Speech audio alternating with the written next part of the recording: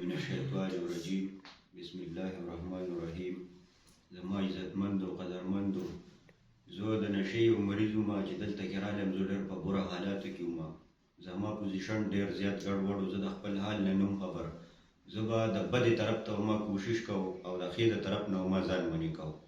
دلته دې ریهاب سنټر کې ما ته علاج میلاو شو او د یو نوې زندګي ما ته میلاو شوله. نشه چې ده دا ډېر بدترین څیز دی.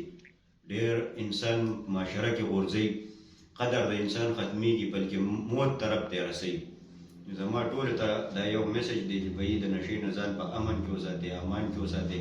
کم وروڼه بهیګان چې دي هغوی چې نشه کوي، کم وروڼه بهیګان چې دی پرې راوړېدلي دي یا پې چا راړولي دي یا هر څه ګناه کې چې مبتلا شوي دي، نو هغوی ته زما دا میسج دی چې دې ریهاب سنټر ته ځان راورسئ او دلته کې خپل علاج مطمئنه کړي او د دې ځګي نه په اوږدو کې خپل زندګي یو نوې زندګي سټارټ کړي. دا ظهور صاحب زمونږ مشر دی، ډاکټر صاحب دی، دې دلته ډېر زبردست علاج ورکوي. ما ډېرو سنټرو کې علاجونه کړي دي، خو دوباره ما به لاس اچولی. دې کې ما ته کم سبق میلاو شو او کم علاج ما ته میلاو شو، نو زه داسې علاج او دغه نه منم په بل ځای کې.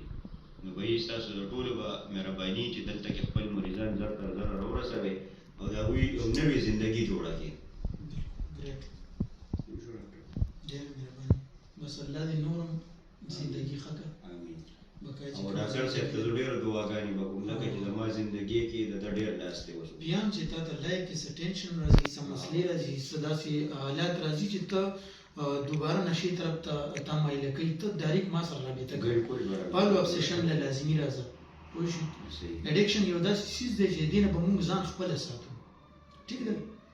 دا مونږ نه پرېږدي، مطلب یې مونږ به د دې نه منډه کوو، مونږ به ځان په خپله ساتو. دې طرف ته به ځو. د دې تا ته بیا هم په لایف کې داسې څه مسلې راځي، داسې سچویشن راغلو چېرې ستا ډرګس طرف ته چې کوم دی نو متوجه کېږي، نو ته ډایرکټ مونږ سره رابطه کوه. پالو ابسیشن دلته راځه، زه یم دلته.